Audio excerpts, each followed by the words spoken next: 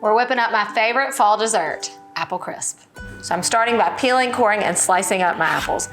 I like to leave just a little bit of the skin still on it just because it makes it look a little rustic. What I'm using today are the Envy apples and Gala apples. If you want something a little more tart, you could bring in the Granny Smiths. For this recipe, you want about 10 cups of apples. So that's probably gonna be somewhere in the ballpark of 7 to 8 apples, I think. I don't use the fancy apple core. To me, it just takes too much time. So here's the way I like to slice my apples. I just run my knife along each side of the core and then slice down. You wanna kinda act quickly so they don't turn brown, but if you're taking your time making this, then you can keep your apples sitting in a bowl of like lemon water or something just to keep them from turning brown. All right, so we're gonna place our 10 cups of sliced apples just straight into a 9x13. As the apples cook, they're gonna release a lot of juice and it's gonna create a syrup with the help of some sugar. So I'm gonna combine sugar with a little bit of flour and some cinnamon. This is gonna kind of help thicken and create that nice syrup.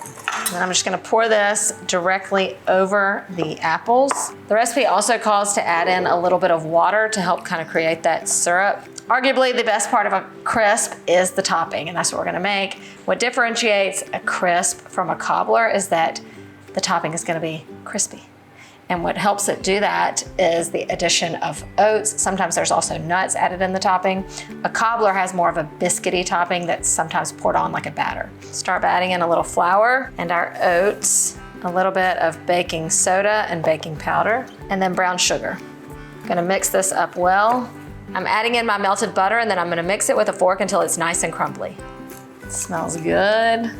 See, since there's oats in it, I can justify this for breakfast. This also comes together really nicely with pears, which are also super flavorful in the fall. All right, our topping is all crumbly and we're going to add it liberally to the top. And there's gonna be a lot of moisture in there, so it's okay that it falls into these crevices. That's what's gonna help it kind of thicken up.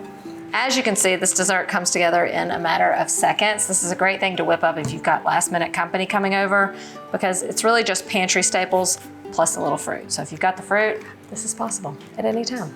This goes into a 350-degree oven for about 45 minutes or until it's all golden brown, crisp on top, and gooey and bubbly underneath. Look at this gooey, bubbly goodness. Oh, it smells good. Let's do the crunch test. That's an apple crisp. Let's get the ice cream. Wait for the magic to happen. Little drizzle on top. Oh. See that? I said this before, this is probably one of the OG perfect bites of all time because you have the hot, saucy fruit with the crunchy topping and the cold ice cream. It's everything I just said. After this cools, you can just keep it stored in the fridge for a few days. And while it's delicious like this, hot, it's also just as good when it's cold. This apple crisp is perfection. You gotta make it. Happy fall, y'all. Good. Man, that's good.